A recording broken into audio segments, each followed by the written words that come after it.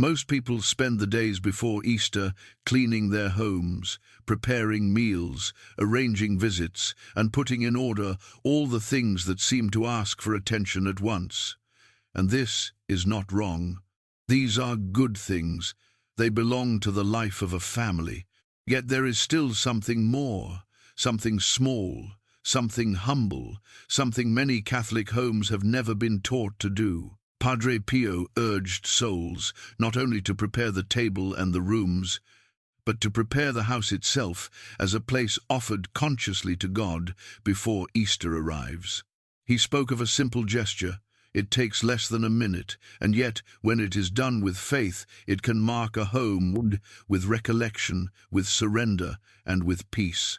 Not because the gesture is magical, not because a mere object can replace prayer, repentance, or grace, but because the smallest outward act, when born from trust, can open a door in the soul.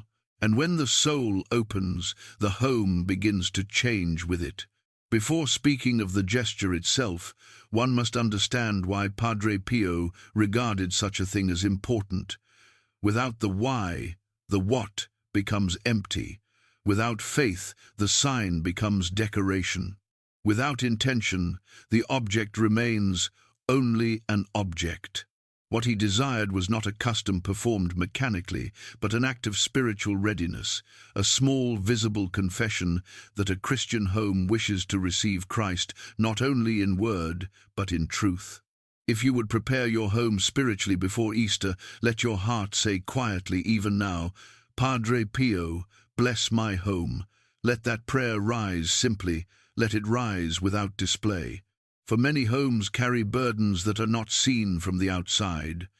There are tensions hidden behind doors, sorrows that sit heavily in corners, worries that no visitor perceives, and wounds that have remained untouched for too long. A home can appear orderly and still be inwardly tired. It can be full and yet not at peace. Padre Pio understood this deeply. For more than 50 years, he remained in the small friary at San Giovanni Rotondo in the south of Italy. He did not travel widely. He did not seek prominence. He did not build for himself the kind of reputation the world usually admires. He did not become known by the methods men use to make themselves known, and yet people came to him from everywhere. The poor came, and the educated came. The wounded came, and the curious came. The desperate came, and those who did not yet know how desperate they truly were also came. Something in him drew souls, because something in him had been surrendered. When people encountered him in the confessional or watched him offer the holy sacrifice of the Mass, many felt they were standing near a man who had allowed suffering, prayer, and obedience to carve his soul into seriousness before God. He bore the wounds of Christ in his body for 50 years. He suffered, prayed, listened, exhorted, and interceded. His understanding of the spiritual life was not borrowed from theory. It had been learned through endurance. It had passed through flesh, tears, sacrifice, silence, and grace. And because of this, one truth returned again and again in the counsel he gave to families. Faith must take up space in the home, not only in the inner chambers of the heart, not only in the hour of Sunday Mass, not only in pious feelings that come and go. It must enter the rooms where a family lives its daily life, where they eat, rest, disagree, forgive, grow weary, and begin again. A house is not spiritually neutral. What is present there matters. What is repeated there matters. What is seen there, heard there, and practiced there matters. Padre Pio knew that a home where sacred objects are present, where prayer is not forgotten, where faith is visible and not hidden away in shame, acquires a different character from a home where these things are absent. Not because wood and metal possess power in themselves, but because love takes form. Prayer leaves traces, reverence leaves traces. The interior life of those who dwell in a place slowly marks the atmosphere of that place. And nowhere did this seem more urgent to him than in the approach of Easter. To understand this seriousness, one must understand what Easter was for Padre Pio.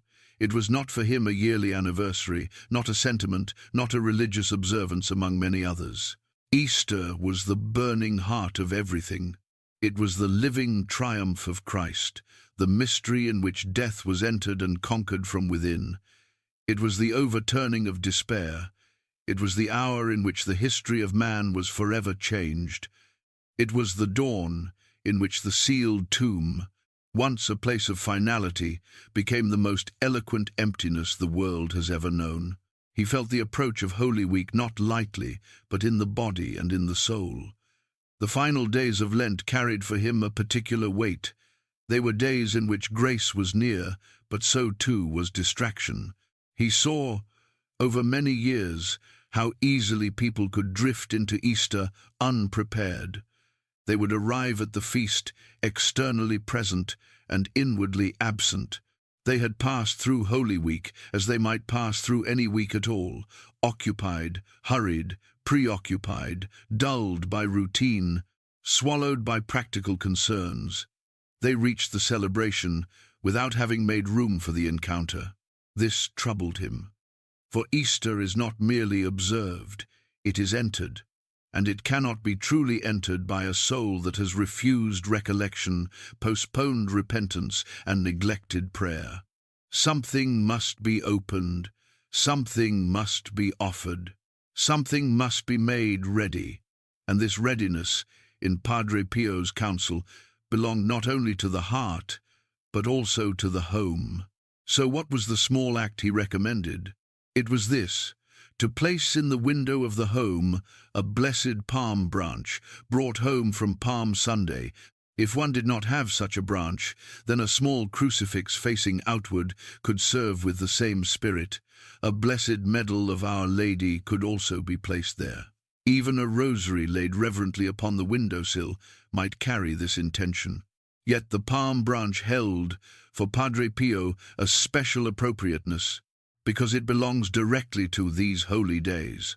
It is given into our hands on Palm Sunday.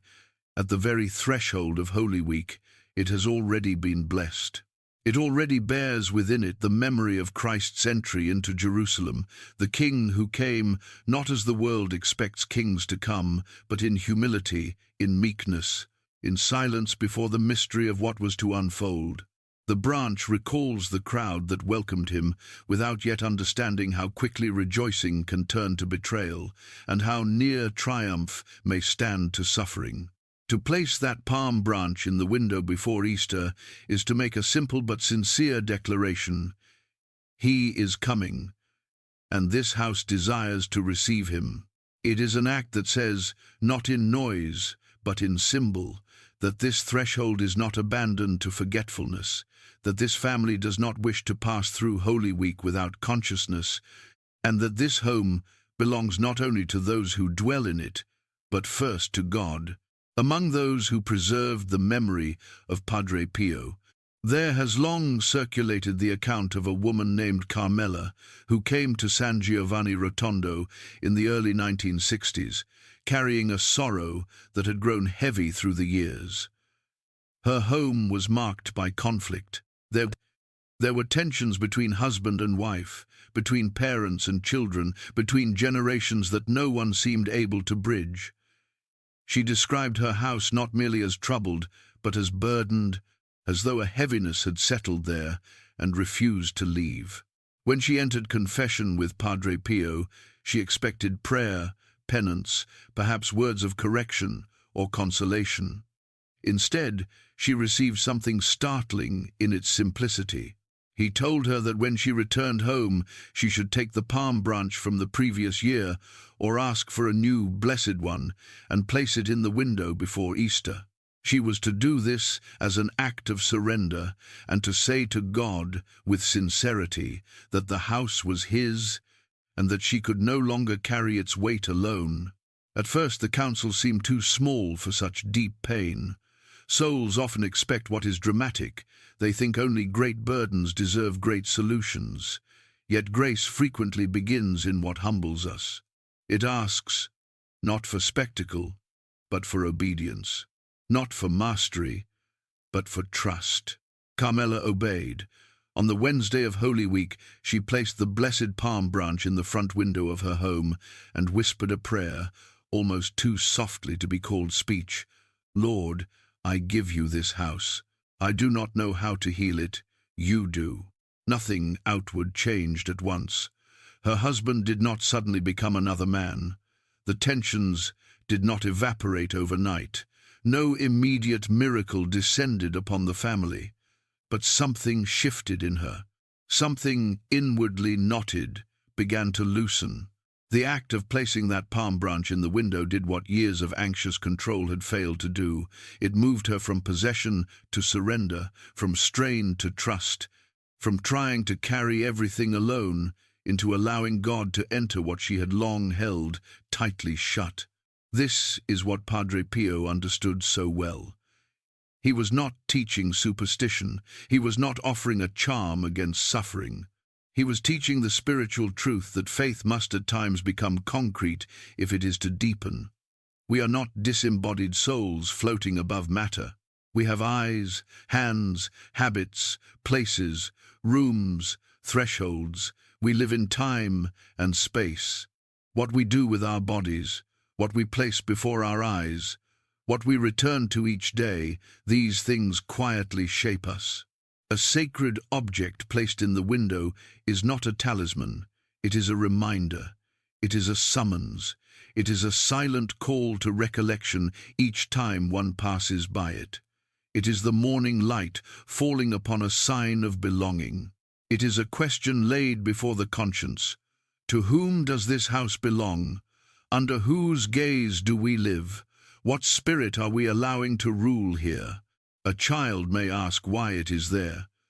A tired mother may see it while beginning her work. A father returning home, burdened by the day, may glance toward it before he speaks. A troubled soul may pass it in the early morning and remember to pray instead of sinking at once into worry. In this way, what is visible can quietly guard what is invisible. Padre Pio often spoke, directly or indirectly, of the atmosphere of a home. One does not need complex language to understand this. A house where anger festers begins to feel different. A house where resentment is never confessed takes on a hidden coldness. A house where prayer is regular, forgiveness is sought, sacred things are honored, and Christ is remembered acquires another kind of air. Even visitors perceive it before they know how to name it. Peace has a fragrance. So does disorder. For this reason, the sacred sign in the window is only one part of a greater preparation. Padre Pio would never have allowed anyone to imagine that the object itself was enough. He would have corrected immediately the soul that thought a palm branch on the sill could excuse a hard tongue, neglected prayer, unrepented sin, or indifference toward one's family. The sign is not the whole work. It is the beginning of it. It is a declaration of direction. It says, "This is the home we desire to become under God." Then the rest must follow. Prayer must follow, confession must follow, Holy Mass must follow, small acts of charity within the family must follow, reconciliation must follow, silence before God must follow. The sign in the window is not a substitute for conversion. It is a call toward it. It is a small, visible beginning from which deeper grace may unfold if the soul cooperates. Consider what the week before Easter usually becomes in most homes. There are purchases to make, food to prepare, conversations to arrange, journeys to organize, duties that seem to multiply. All of these have their place. None need be despised. Yet all of them together can swallow the spiritual meaning of the season if the soul is careless. One can labor all week for Easter and never once prepare for Easter. One can arrange the feast and forget the Lord. The palm branch in the window stands against that forgetfulness, quietly, gently, firmly. It remains there as a counterweight to noise. It says that beneath all activity, another reality is unfolding, one deeper than the meal, greater than the gathering, more enduring than the holiday itself. It reminds the household that Christ is near, that his passion is being remembered, that his resurrection is not decoration for springtime, but the center of human hope. There is also an ancient biblical resonance in this custom, one that Padre Pio surely perceived. In the book of Exodus, before the first Passover, the Israelites were commanded to mark the doorposts and lintel of their homes with the blood of the Lamb. This was not because the material itself worked as a worldly defense, as though the mystery of God could be reduced to a formula. It was because the act of marking was an act of obedient faith. It was visible trust. It was a household saying, "We belong to the Lord. We have heard his word, and we have responded." God honored that obedience. He honored not magic, but faith, not a mechanism, but covenant. And in this, Padre Pio saw a principle that remains alive.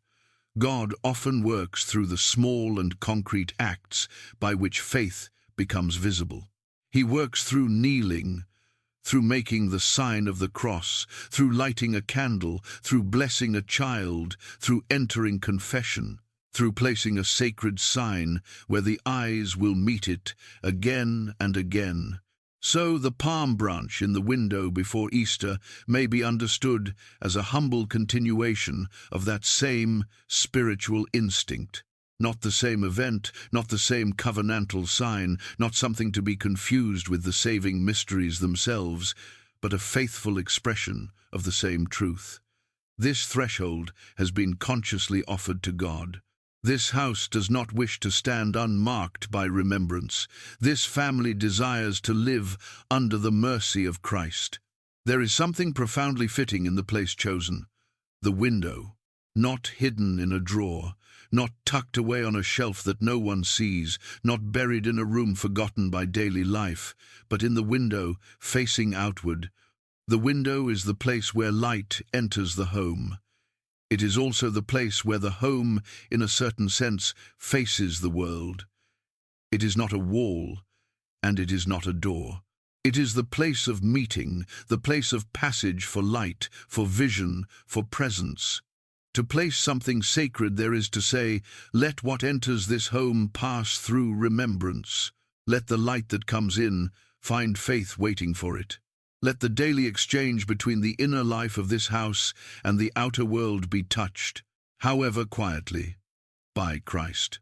There is witness in this too, though humble witness, not loud, not argumentative, not performed to be seen by men, merely a sign that someone within this house still believes, a sign that faith has not been reduced to secrecy or embarrassment, a sign that Christianity is not treated as a thought for church alone, but as a life allowed to inhabit ordinary walls, ordinary rooms, ordinary mornings and evenings. Padre Pio cared about this hidden courage. He knew that belief, if it is always concealed, eventually weakens. He wanted Christians to be simple, humble, and real. So, as Easter approaches, here is what the soul may do. Take a blessed palm branch from Palm Sunday if you have one. If not, take a small crucifix or a blessed medal of Our Lady or a rosary placed reverently. Hold it in your hand for a moment. Do not rush. Let there be recollection. You need no eloquence. God is not moved by polished language more than by humble truth. Speak to him as one speaks to a father who already knows the condition of the house and of the heart. Say, if you wish, something as simple as this: Lord, this home is yours. Protect all that is within it. Let your light enter here. Govern what I cannot govern. Heal what I cannot heal. Keep far what should not remain. Dwell where I have so often been forgetful of you. Then place the sacred sign in the window with care. Do not do it as a task to be checked off. Do not do it distractedly while the mind is elsewhere. Let the placing itself be prayer. Let the hand move slowly. Let the heart consent. And then leave it there through Holy Week and through the Easter season, so that it may continue its silent labor within the home. Let it be there in the quiet of the morning, before the voices begin.